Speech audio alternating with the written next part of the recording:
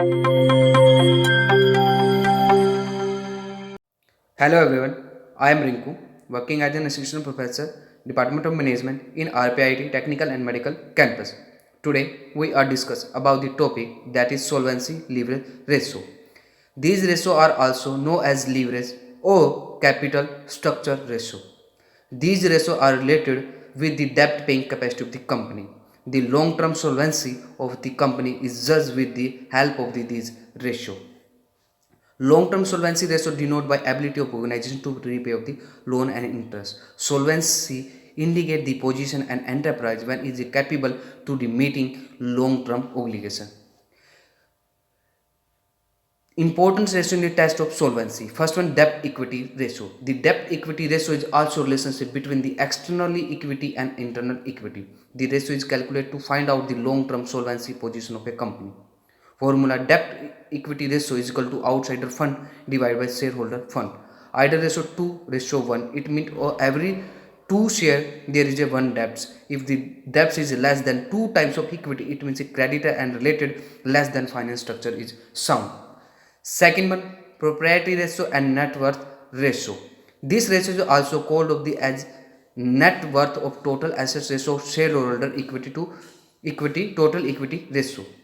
This ratio establishes the relationship between shareholder fund and total assets of company. It called by the following are: prospective ratio is equal to proprietary fund divided by total assets. Another, shareholder fund divided by total assets. Ideal ratio is 0.5 upon 1.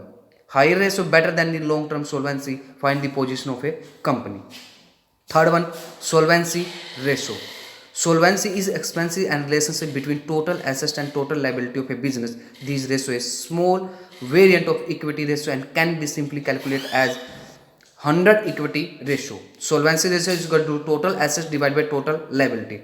No standard is ratio fixed of their regards. Higher at the solvency ratio, the stronger is its financial position as a was. Next one, fixed assets to net worth. It is the obtaining by dividing in the depreciate book value of the fixed asset by the amount of property funds. Fixed assets to net worth is equal to net fixed asset divided by net worth.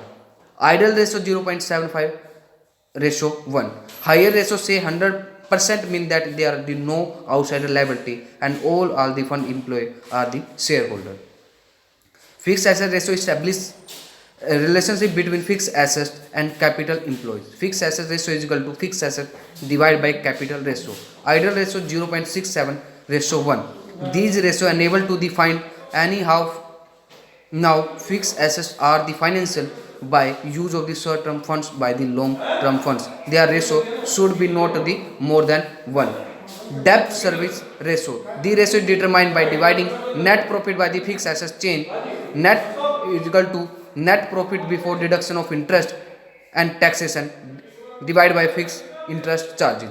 Either ratio 6 or 7 times. If our ratio is highly, means there are the higher margin safety of the firm and long term lend and the as per of the and the such difficult from the business and obtaining further long term and funds and virtues. Dividend and cover ratio.